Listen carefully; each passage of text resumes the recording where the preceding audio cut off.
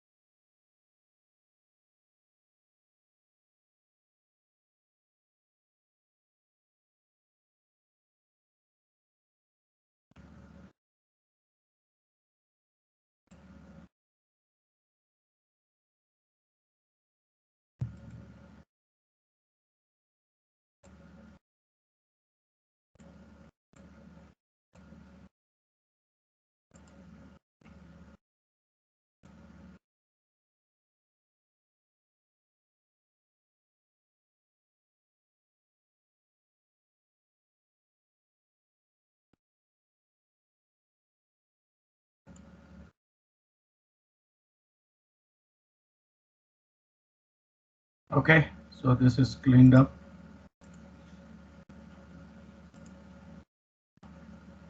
Let's close and get back to the home screen.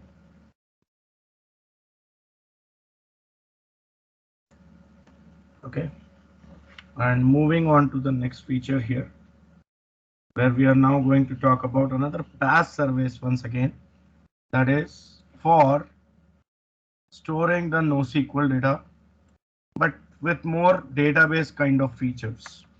If I talk about Azure Storage Services,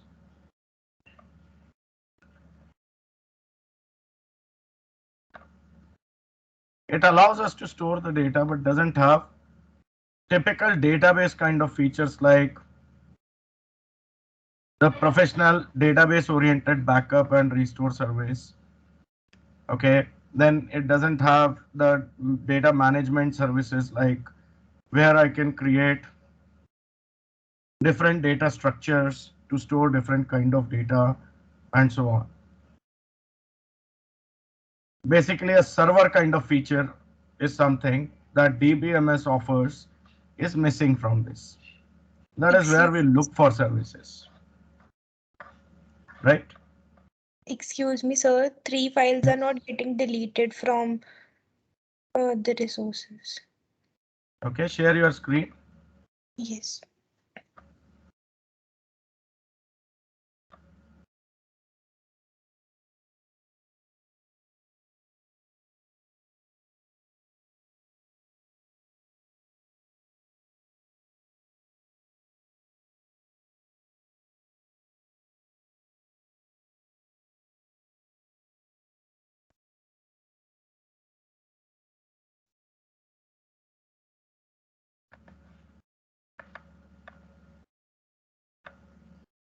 Okay, just cross this.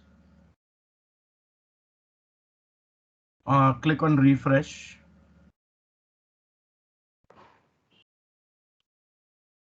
Select demo bastion first. Only Uh, demo bastion. okay. And click on delete. Sometimes resource get interlocked with each other. That is why Okay. you get the failure. So if you do it one by one, most likely you get it deleted.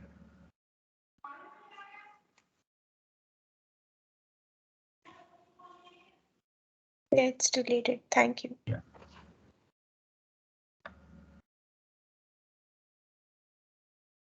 Okay, so if we are looking for DBMS kind of features working with NoSQL services, in that case you need to have more of a product over there.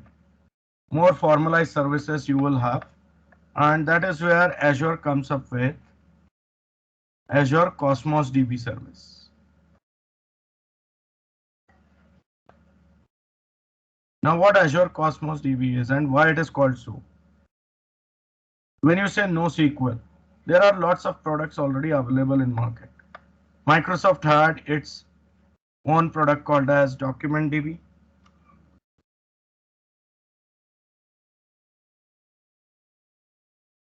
We had something called as MongoDB, Cassandra.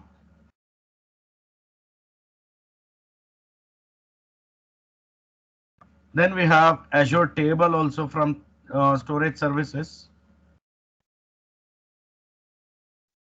Then we have something called as Gremlin.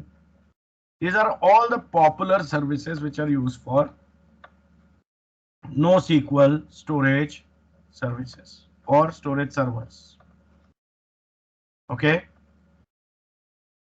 Now, suppose there is a program which is using document DB. Suddenly, the decision is taken that, okay, there is another program which will be combined or merged with this, but that program is using MongoDB.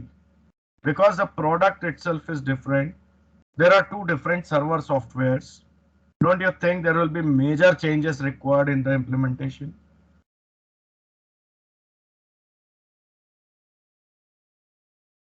Document DB is different, MongoDB is different, just like Oracle and SQL Server are different. Though they have similar features, they are different essentially, right? That's what Microsoft tried to solve with Cosmos DB service. It actually brings all these different NoSQL database technologies under a single roof.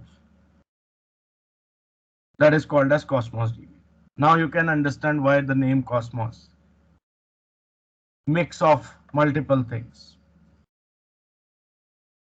The research is already going on by Microsoft to bring them under the single API also, so that whether the data is written using document DB, you can still retrieve using Mongo or Cassandra.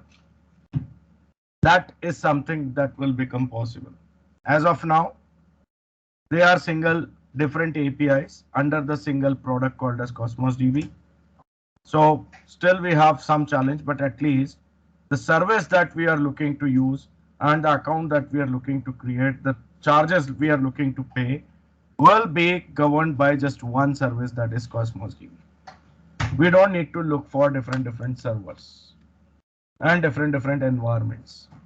Right now, if I talk about hosting Cassandra on Azure, if Cosmos DB is ruled out, the only way to host Cassandra or MongoDB or Gremlin is to create a virtual machine, and within that virtual machine I need to install the relevant server, MongoDB server or Cassandra server or Gremlin server.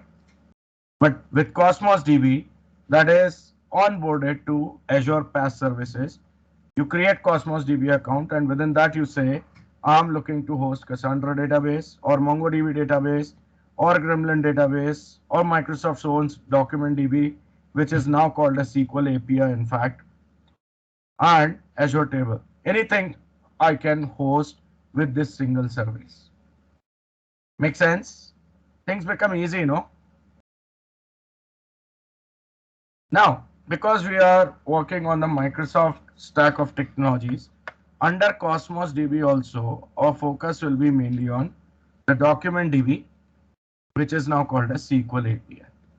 So technically, I'll use this name only here onwards. Okay. So here also, there are few similarities with storage account. The first thing you have to do is you have to create a Cosmos DB account. There you have to select the API for which you are going to use this account. Accordingly, the billing will be set. And then within that, you have to see how to create the database, how to create the tables, and the relevant things. Let's see. Here we go to the portal, create resource. What we are looking to create is something to do with databases. Let's see under databases if we have Azure Cosmos DB option. Yes, we do have Azure Cosmos DB. Let's select this. And see, they have made it even more simpler. The UI has changed. Earlier, this used to be coming into the drop downs, but now the UI has changed where I can see all the options in the form of tiles. Which API I am going to use to primarily work with my database? Is it SQL API, which further seems to be renamed to Core SQL, or Cosmos DB API for MongoDB, that means MongoDB database, Cassandra, Azure Table, or Gremlin, which is based on graph storage. Okay, I will select Core SQL. So here I click on Create for Core SQL. Everyone on the screen?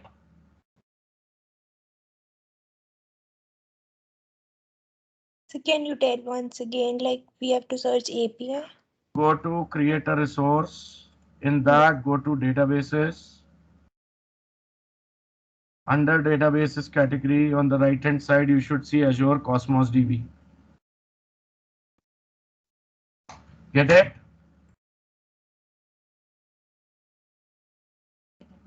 Yes?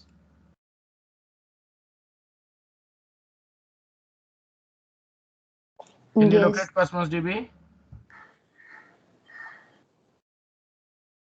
In that, you will get 5 tiles with the options like what I put on the whiteboard. Core SQL, then there will be Gremlin, there will be Cassandra, there will be Azure API for Cosmos DB API for MongoDB. Then you must have Azure Table. Select Core SQL. Click on the Create button for Core SQL, and you should be on this page. Yes.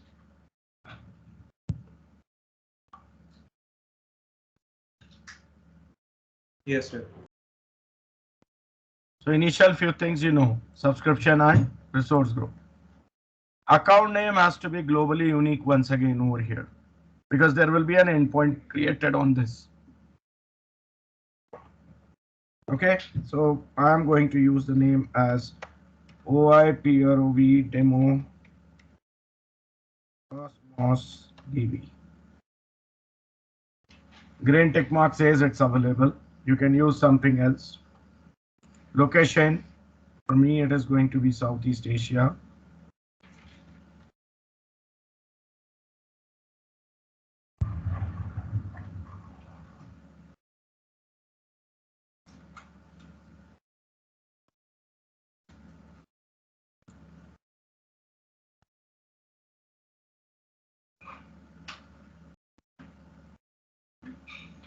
Oh, it's not showing Southeast Asia. That's interesting. No worries, I'll go for Central India then. Probably the data center capacity is full for Cosmos DB in Southeast Asia. Pretty soon it will be available once again. Now there is important thing: capacity mode, provision throughput or serverless. Provision throughput means I will tell how much storage I actually want. And with serverless, basically, it will be as per the usage. It will just keep on expanding automatically as per the need, and will be cheaper as well, but there will be little network latency. So if your application is using some real-time implementation, so provision throughput is recommended, serverless is not. If data is not very complicated and small in size and not being used in a real-time application, then serverless could be a good thing. So go with provision throughput. Then there is an offer. Cosmos DB provides us a free tier offer up to first 1000 request units per second or 25 GB of storage for free. Only for the first Cosmos DB account you get this offer. Now, in our case, it is first only, so we can say apply. If available, why not use it? So that we will not be charged at all. If it is not available, do not apply will come by default selected. And here the choice is because whether I want to use the free tier or not. If it is the deployment for a production environment, live environment, I will never use the discount. So I'll directly go with do not apply and proceed. Understood? If you want to put some limit on how much the database can grow, this checkbox can be selected, and in a later step you can set it. But now I am not checking this. I want unlimited support. So make sure everyone is done with this configuration.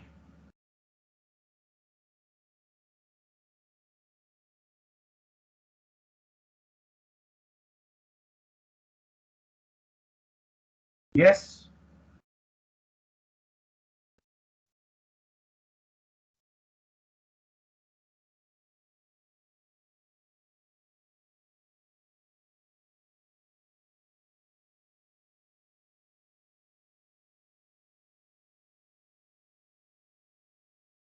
Yes. Click next. You are on the tab for global distribution, where geo redundancy is not available for the free tier. You have to upgrade your free tier to paid tier in order to use geo redundancy. And then you have multi-region rights, which will be possible to be used if and only if geo redundancy is enabled. And then you have availability zones. What is this? This is the equivalent configuration for that locally redundant storage, zone redundant storage, and geo redundant storage that we saw in storage account. Remember? With this configuration, it is locally redundant storage. If I enable this, it becomes zone redundant storage. If I enable geo redundancy, it becomes geo redundant storage. And with multi-region writes, basically I get one step forward and say the write operation will not be limited to the primary server. The write operation can also be performed on all the servers based on which one is nearest for me.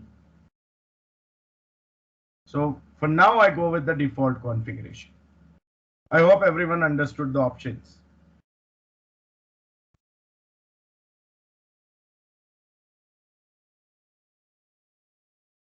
Yes?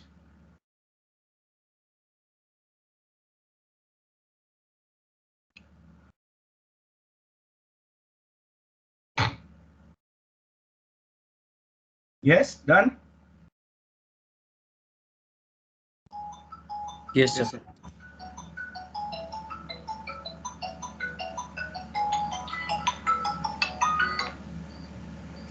Next. This also is exactly the same thing what we saw with the storage accounts. All networks means anyone from anywhere in the world can connect. Public endpoint selected networks means anyone from anywhere can connect but needs to be from the networks which are whitelisted. Private endpoint means only one network is capable of accessing this resource, and the resource accessing this Cosmos DB must be from the same network. Private network. For now, we'll keep all networks. Then say next. Backup policy. There are two options, periodic and continuous. Periodic means every few minutes or few hours the backup will be performed. Continuous means every time whenever there is a change the backup will be taken. Reliability wise, continuous backup policy seems to be good, isn't it?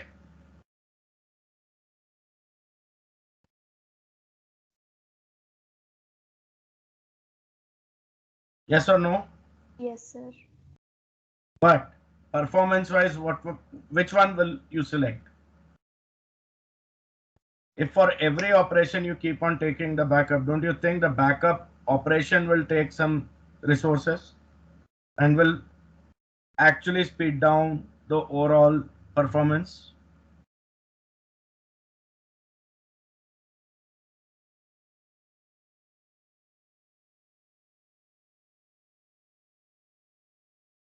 Yes?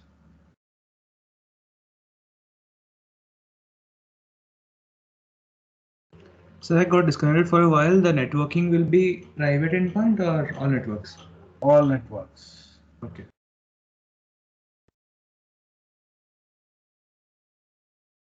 Periodic is the better one if you want the better performance. Right? The duration you can reduce to suit your requirement every 10 minutes, every 5 minutes, or every half an hour or whatever. The default configuration says it's going to be every 240 minutes. That means every 4 hours. It can be anything between 60 minutes to 1440 minutes. So below 60 minutes is not possible here. Then we have backup retention. Means one backup is taken at one interval. There is another backup taken at another interval. So the first backup probably is irrelevant. Or maybe you want to keep 2 or 3 last backups, and the older backups you want to keep on purging. Accordingly, you have to select this. So this will be in proportion to this. Here I said 4 hourly backup is there. Here backup retention is for 8 hours. Means at any point in time there will be at least 2 latest backups maintained. Latest and second latest backup will be always there with this configuration. How many copies of data to be retained? There will be 2 backup copies created. That is default. And then backup storage redundancy. Here again for backup also you have a backup. Whether you want it to be locally redundant or geo-redundant across regions. If the region itself is down, if geo-redundant backup storage is enabled, you can retrieve your backup from another region and you can set up everything in working condition again. It all depends on your need. So the extent of backup that can be given is also dependent upon the subscription or what? Because I'm also seeing a zone redundant backup storage option. It is. So subscription, more than subscription, it is based on the region which you have selected. All right. I selected Central India. Central India doesn't seem to have zones. That is why zone redundant backup storage is not given. You might be working with East US, which must have the zones enabled. That's why zone redundant backup storage is also there. So Okay. subscription doesn't play much role here. It's the region which you have selected that plays the role. Understood? Yeah. Just go with locally redundant because this is little cheaper and we are not doing any serious deployment, right? Next, this is also similar to the storage. Encryption. While transferring data from server to client or client to server, encryption is by default there. You cannot overcome that or bypass that. And there you have two options, whether it is platform provided keys or customer provided keys. If you use customer provided keys, you need to have those keys with you, upload it into the Azure Key Vault service, and then the key vault details you will be providing here. And now we'll go with service managed key. And then the familiar thing, the tags.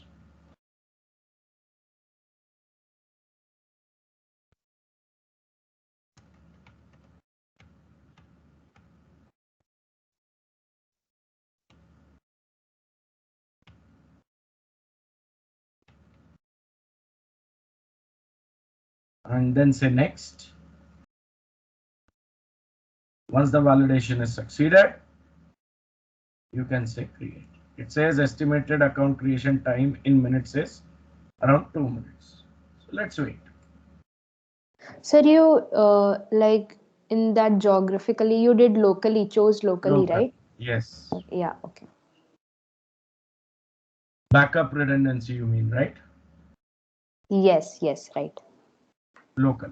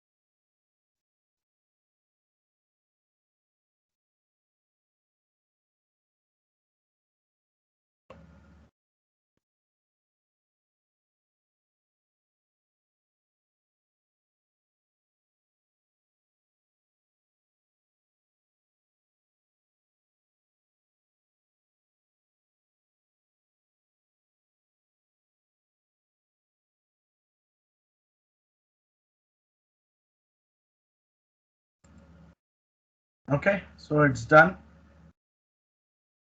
I'll wait for a minute so that the deployment for all of you is done.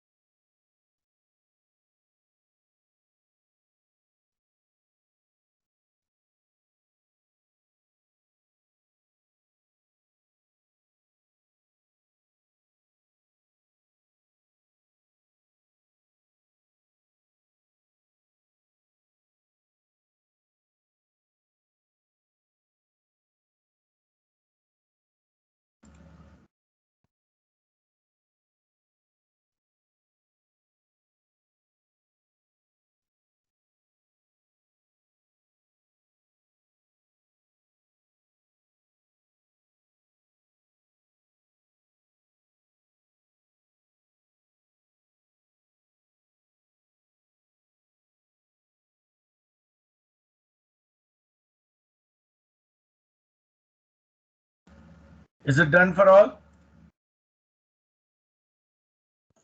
Yes, sir. Click on go to resource.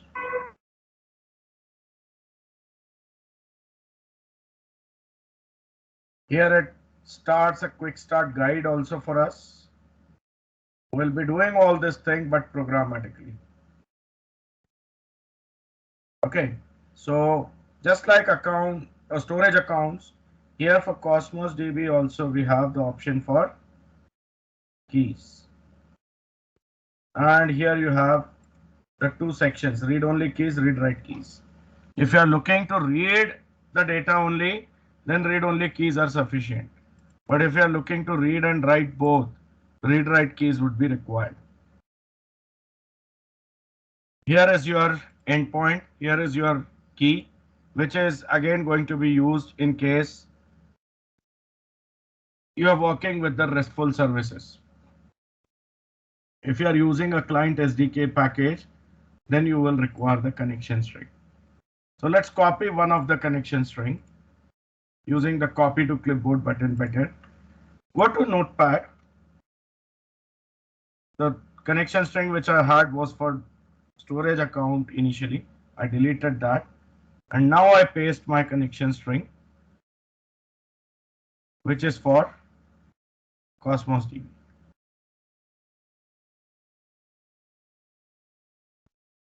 Is it clear?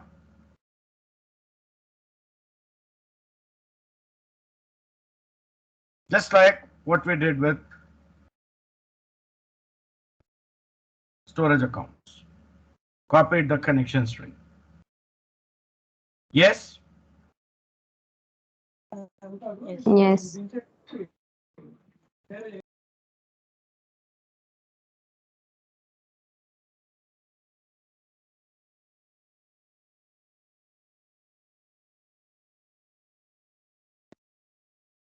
Now get back to Visual Studio and we'll be creating a new package over here, new application over here, which will be talking to this Cosmos DB implementation.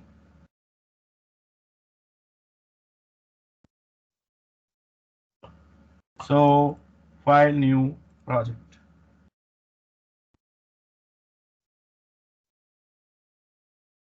Console application.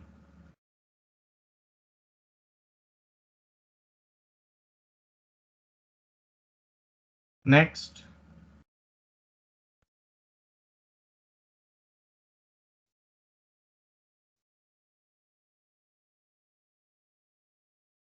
Let's give the name as az underscore demo Cosmos DB. Next. .NET 5 is the version. Create.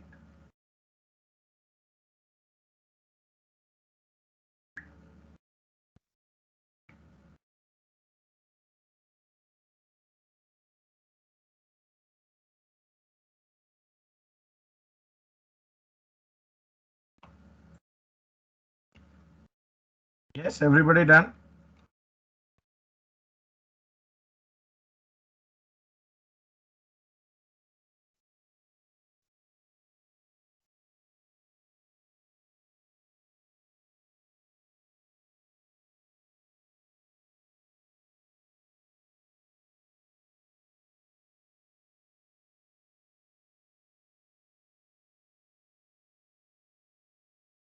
So you created a Windows console only.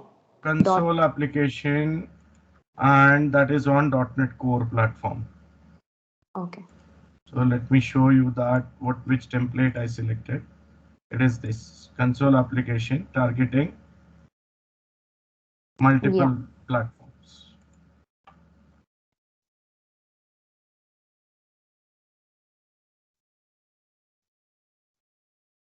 Okay.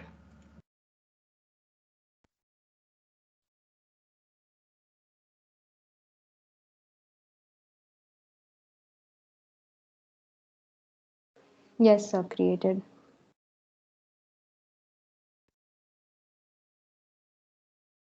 Everyone ready? Yes, sir. Okay.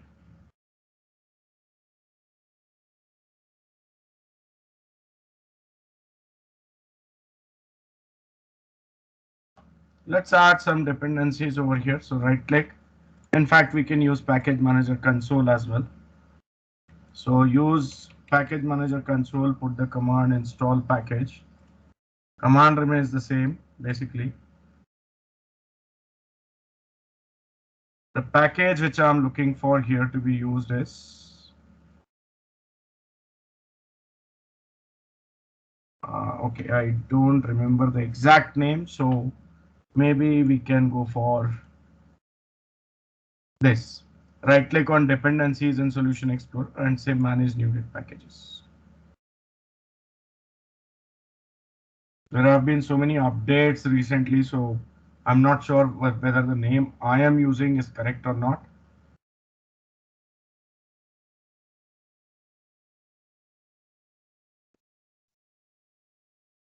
Azure.cosmos.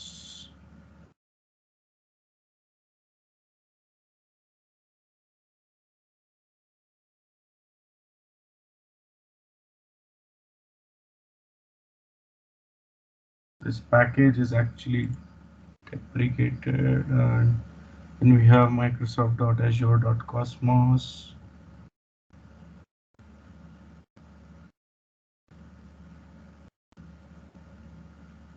Okay, let's select this Microsoft.azure.cosmos.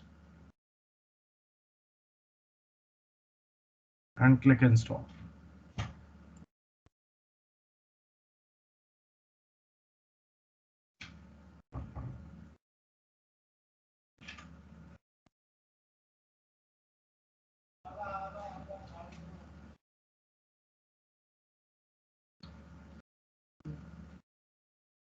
Click OK here and then I accept.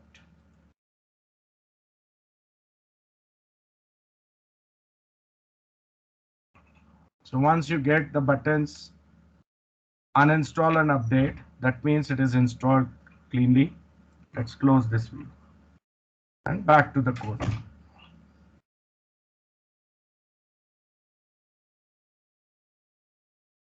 For imports, naturally I'm going to need Microsoft.Azure.Cosmos.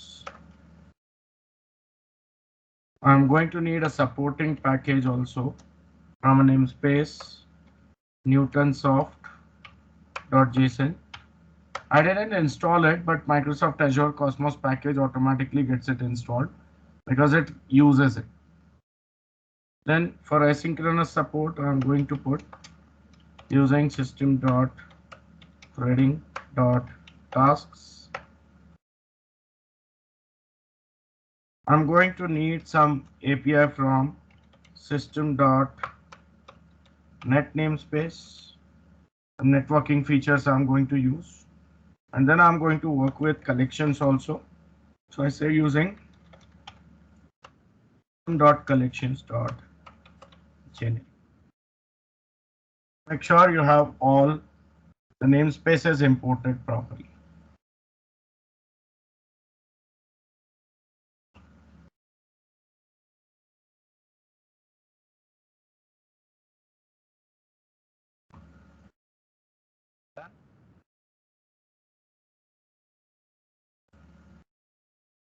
After that, remove this console.writeLine statement from main.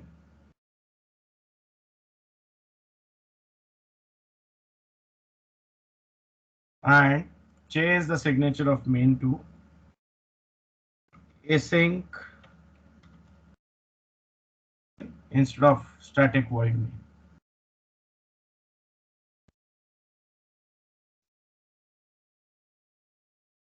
Save. Is it done till here?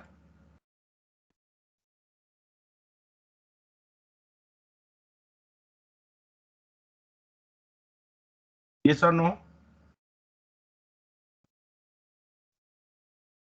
Yes, it's Now just go to the chat box. I've put the code for an helper class which will be used to store some data because it's a basic implementation only. I don't want to spend time on typing the same. So just copy and paste that here before the program class.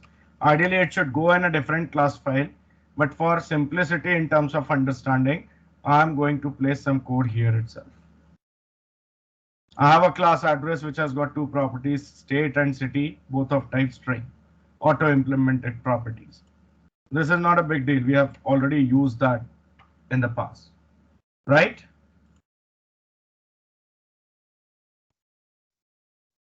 Yes.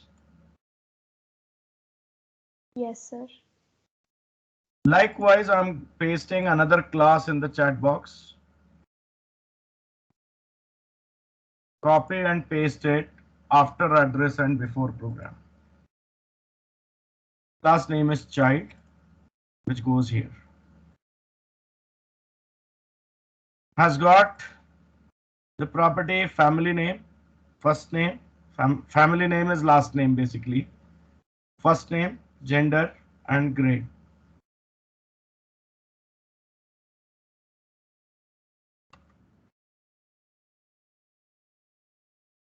Okay.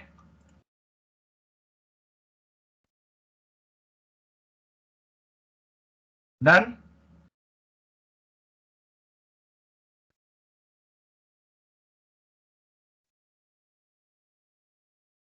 Yes, sir. Here goes another class in the chat box. Copy and paste it after child before program. Class name is parent, which again has got family name property and first name property.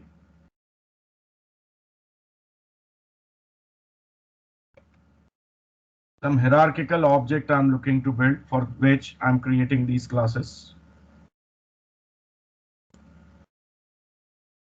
Okay? Done? No, sir, please wait.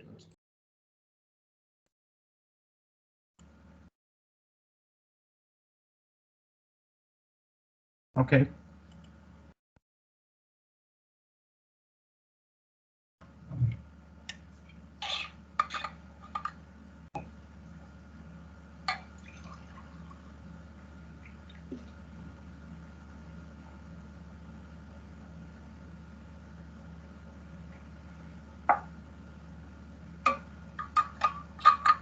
It's done. And finally, there is one more class there which aggregates these three into one, whose object ultimately we are going to create. So paste it after parent and before program. The class name is family, which has got ID, last name of string type, parents, which is the array of parent class, children, which is the array of child class, address, which is of type address, and then there is a boolean property is registered, and then there is a overridden version of toString method, which simply converts the current object into JSON and returns.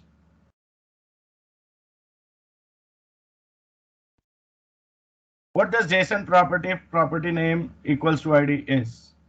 In the Cosmos DB, all properties are actually going to be created with the names as it is given over here. Now, in program, I want the case to be like this only, where I'm using Pascal case. Practically, Cosmos DB requires one field to be named as ID with small I. If your object doesn't have a property named as ID with small I, it creates one of its own, which I don't want. I want this ID only to be mapped. For that reason, I'm saying in the storage, the name of this property will be this, whereas here in the program, it will be this. Just like for entity framework, we did some mapping, right? Yes. In database, this is the name. In program, this is the name. We did that with column attribute, correct? Yes. So it's the same thing. Now it's all about the code in main, which is going to be the important part. What I'm going to do first of all here is define a static member for the program class, private static string. In fact, I'll say this is read only.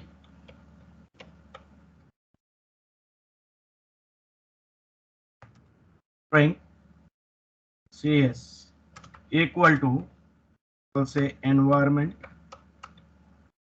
dot get environment variable named as CS connection string. Have we defined this environment variable so far for this project? Not really. So for that, let's go to Notepad, copy the connection string from there. Go to Solution Explorer. It is exactly same thing we did earlier with the storage account. So watch it carefully. I right click on project, properties.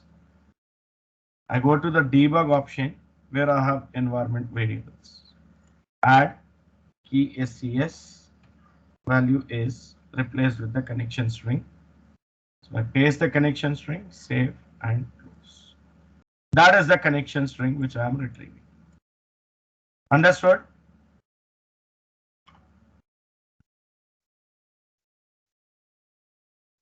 Yes? Not a new thing. We have done this before. Yes or no?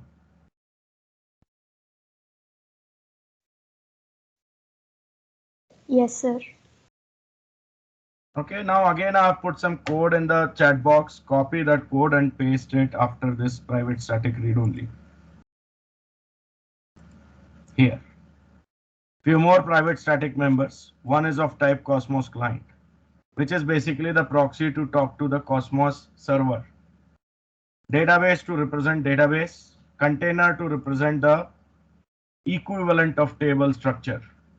In Cosmos, we don't have tables actually. We have document containers because we are going to store the data in JSON document format. And then the ID for the database and the ID for the container as strings I am assigning here. Got it?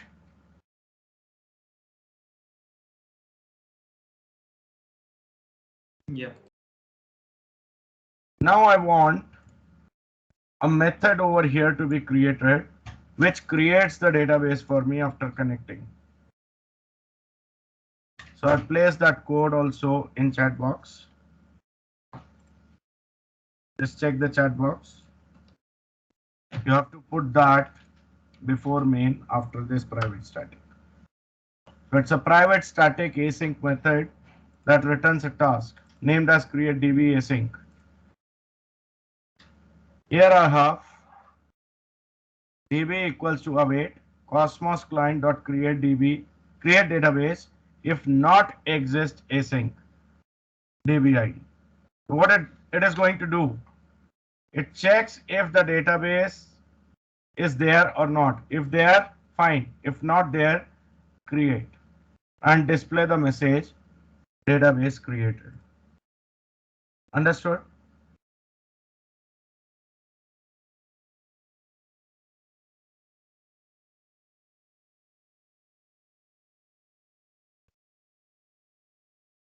In main, now put Cosmos client.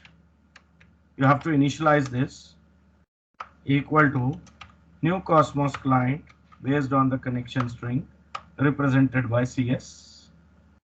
And here you say await create db async. Is this.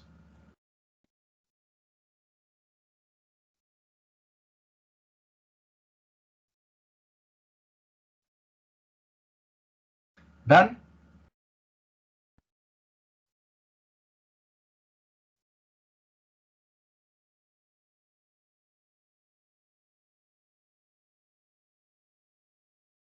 Yes?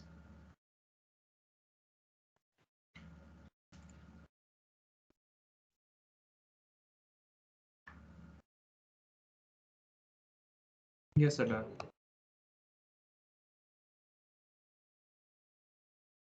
Start the program.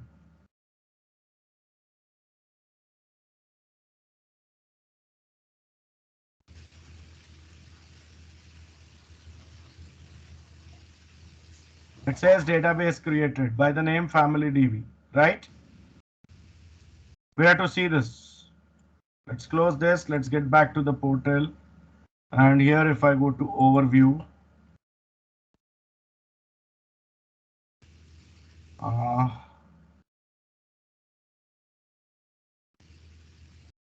there is a tool called as Data Explorer. Let's click on this here.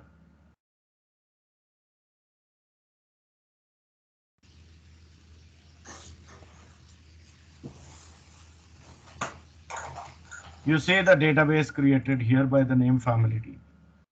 It doesn't further expand because we haven't created anything inside it. Yes or no?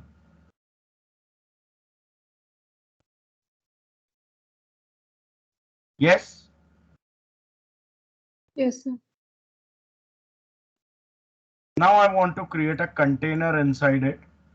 That container will be holding my document representing the family data. Got my point?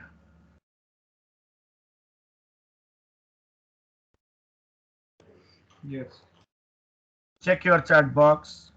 The code with the function for creating the container is pasted there. Just copy and paste it here before the main.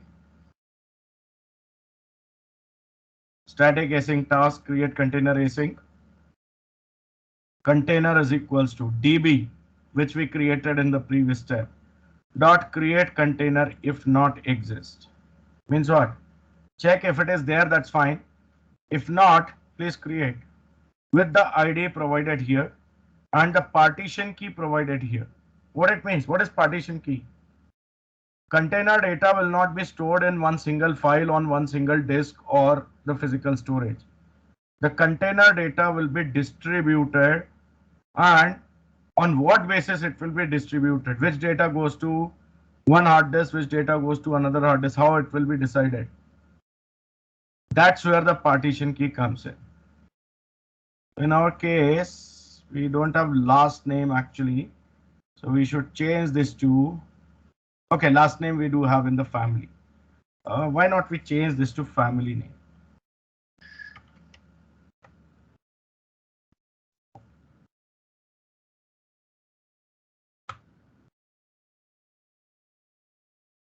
Everywhere we are using family name only, right?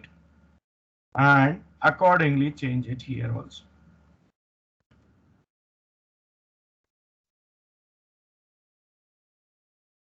Right? So for every family, there will be one set of data. So let's say there is XYZ family name. There are 4 families with XYZ as the last name. The data for all these 4 families will be stored together, not as one document, but those 4 documents will be stored together on one physical storage. There is another family name ABC. There are 100 families with that last name. All that 100 documents will be stored together on one single storage device. The retrieval becomes faster. I don't need to scan the complete container, right? The moment I get the query where family name is this, say ABC, I just need to go to the right storage device and retrieve all the data from there. I don't care what all other data is there in this container. Make sense? That's what the partitioning helps with. Is it clear? Yes, sir. Here you say await, create container async in main, and then start.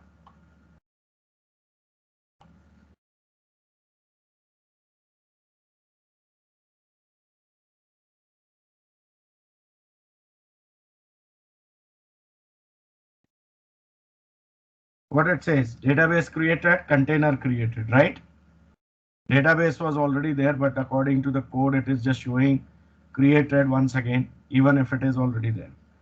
If I go to portal and use this refresh button here, I do see the container, which further gets expanded and shows something like items.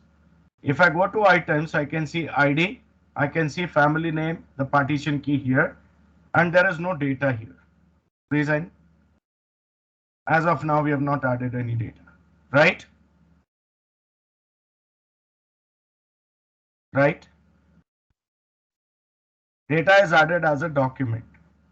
So that's what the next thing we'll see. Check your chat box. I've put the code for same.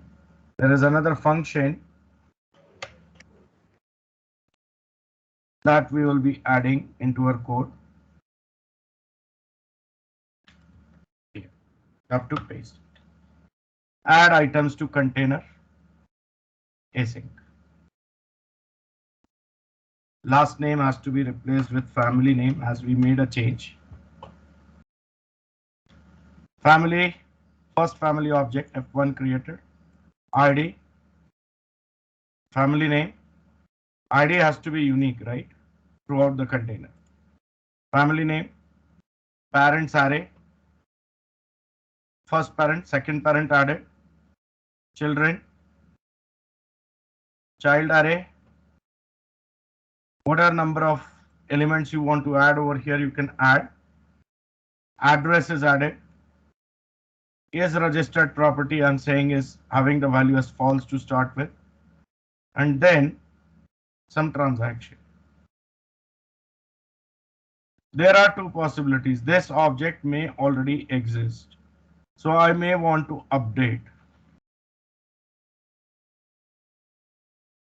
In this case, I'm just saying that, okay, this already exists, cannot be created. If it is not there in the container, in that case, I want to create.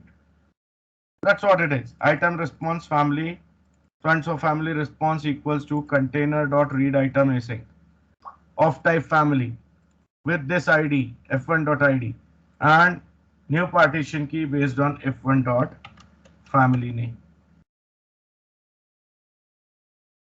If the object is there, this statement will get processed. If there is no object representing this, where the ID is this and family name is this, it will go to the catch block with Cosmos exception. I'm filtering that exception further to see that the exception should be caught if and only if the status code is coming as not found. Means record not found. In that case, I'm saying create item async f1 new partition key f1 dot family name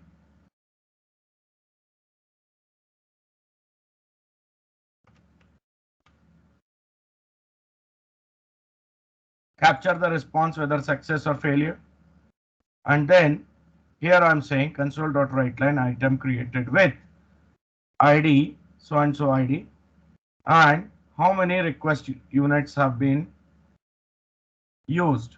So this object.request charge are used shows me the request units used. And to test this, here I have to say await add items to container is. I hope you understood the code. Any questions in that?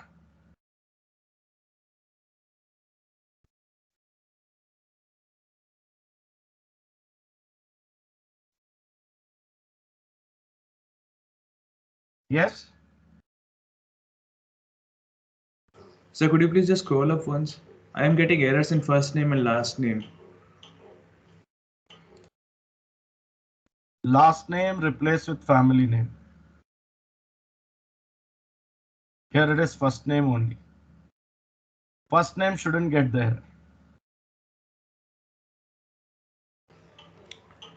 So could you just show the parent class once more? I think I might have missed some changes you made there. I changed this. Yeah, I got it. Yeah, I got it. Yeah. Thank you.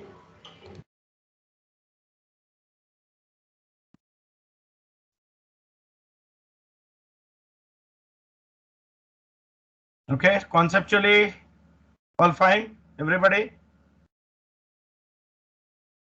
Let's run this.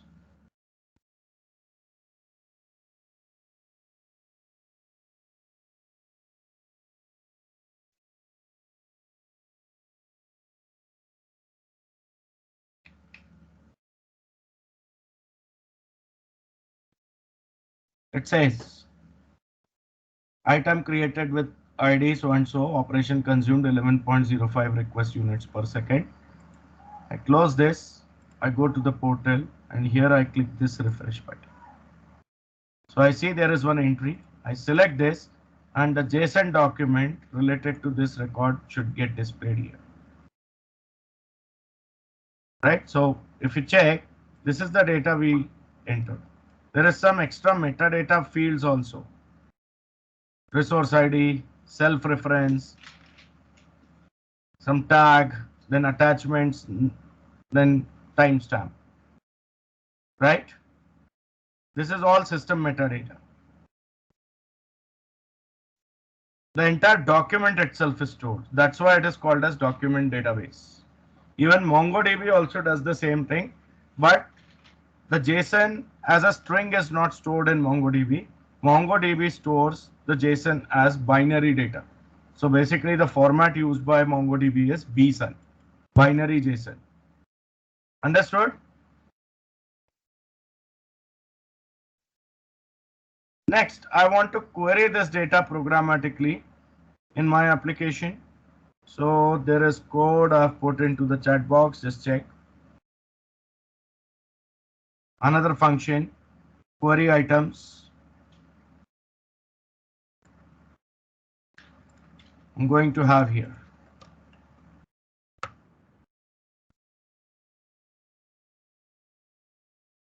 Say the SQL API or core SQL API basically uses the querying language pretty much similar to SQL.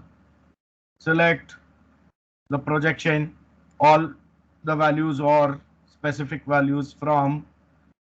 This is where the table name is not mentioned. It is the alias for the container.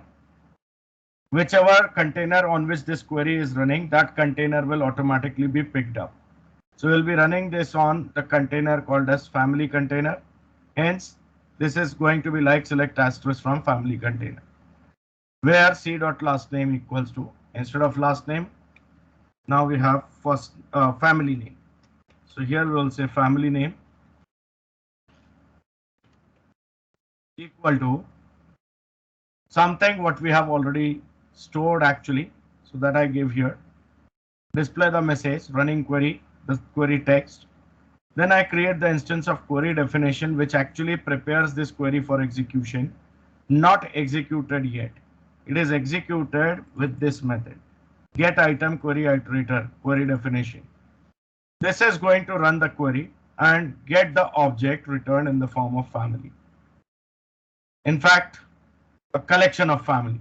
That's why we are saying it is result set iterator of type feed iterator of on family. Then I say list of families. I want to retrieve each and every family object, whatever has been retrieved by the query. So I say while result iterator dot has more results, current result set equal to result set iterator dot read next, and then from current result set pick one family each, one at a time, add it to this list, and then here itself I'm saying display the family data also. To test this, just put await query items async here and start.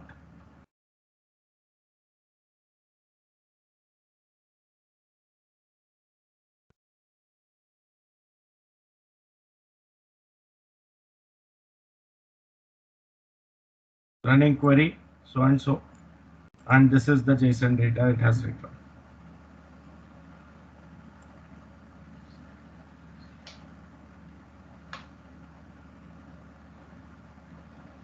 Got it?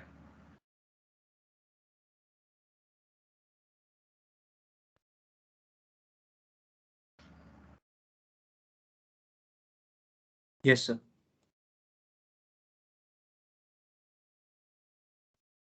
Now I want to see how to update. Let's write a method called as replace family item. Check your chat box.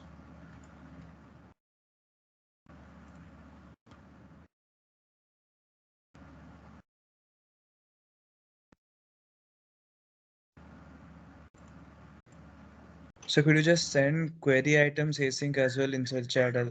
I actually got disconnected when you sent it. Okay. Can someone repost it, please?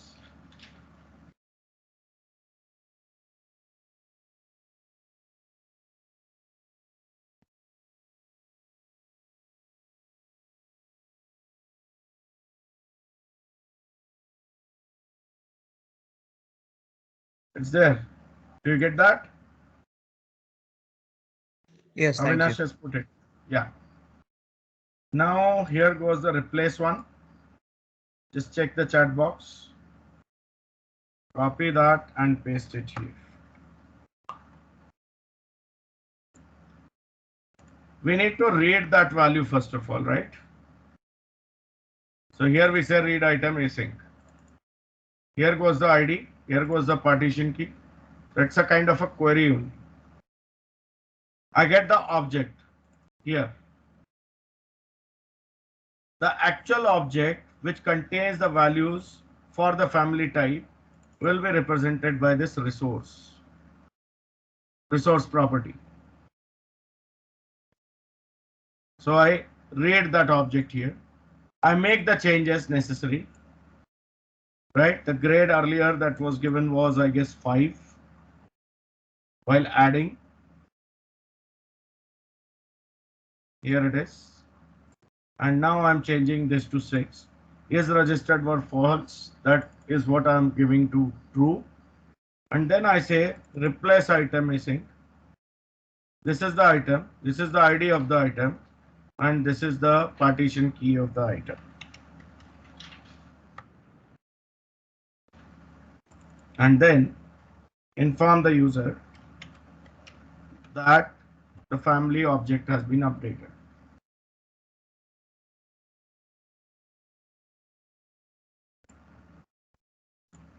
To test this, I have to say await replace family item basic and start.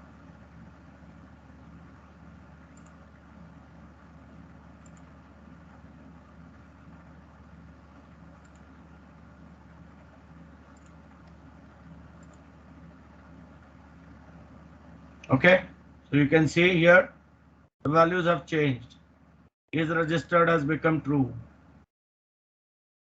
and the grade must have changed to 6.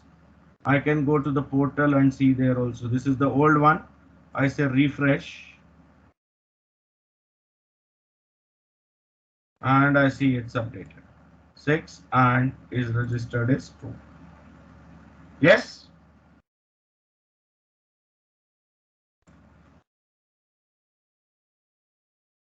Yes.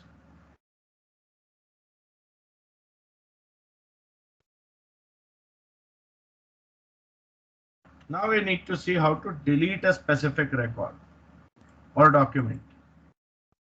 So here goes the next method in chat box, delete family item async.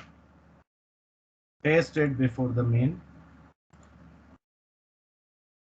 It's pretty simple.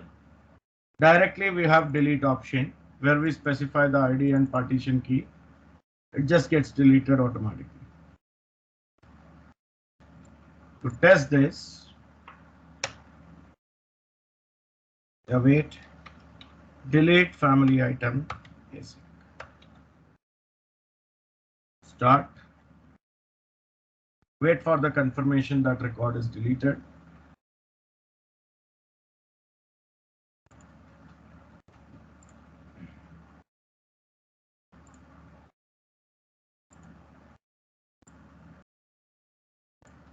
There comes the confirmation.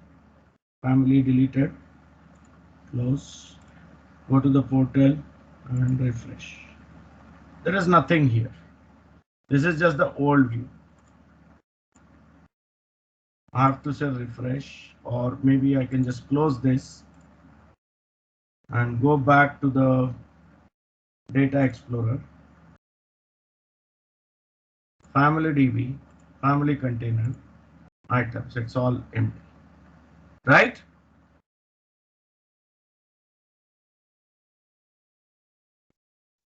Finally, I need to see how to delete the database and the container. So I can do it one by one with 2 different methods. To save time, I'm going to put it in one single method. One more thing, if I delete database, container is automatically deleted anyhow. So check your chat box.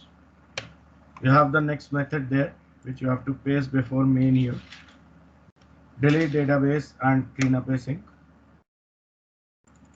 First, I'm deleting the container. Then I'm deleting the database itself and informing that okay, it is deleted.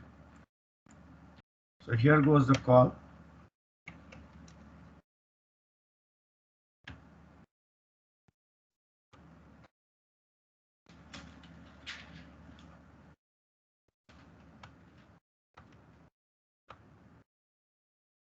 And say stop.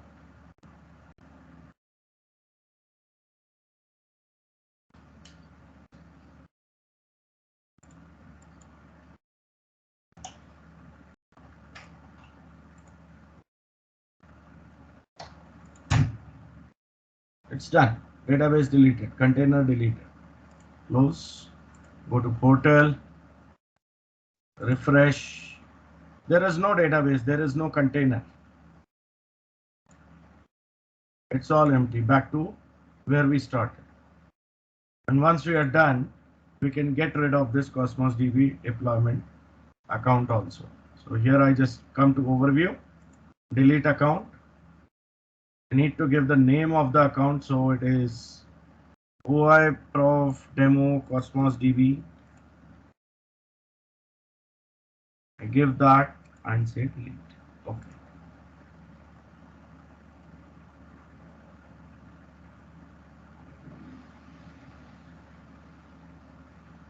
Understood? So there are advanced features, but yeah, at this moment we cannot go deep dive into Cosmos DB. You can just search for Azure Cosmos DB tutorial. Official Microsoft tutorial will come to you, and you can just play around with that tutorial, where you will see all the operations like advanced queries, and then retrievals, and then stored procedures, triggers, functions, and you will find it pretty much similar to SQL Server database only, but the way how the data is stored is not relational. It's all JSON document format. Understood?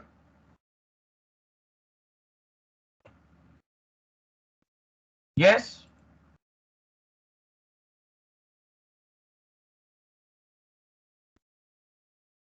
Yes, sir. Okay, so time for a break. We'll resume the session at 4:15 and we'll talk about the Active Directory services, and we'll see how to create an MVC application here that uses those Active Directory services for authentication requirement, along with the multi-factor authentication. Okay?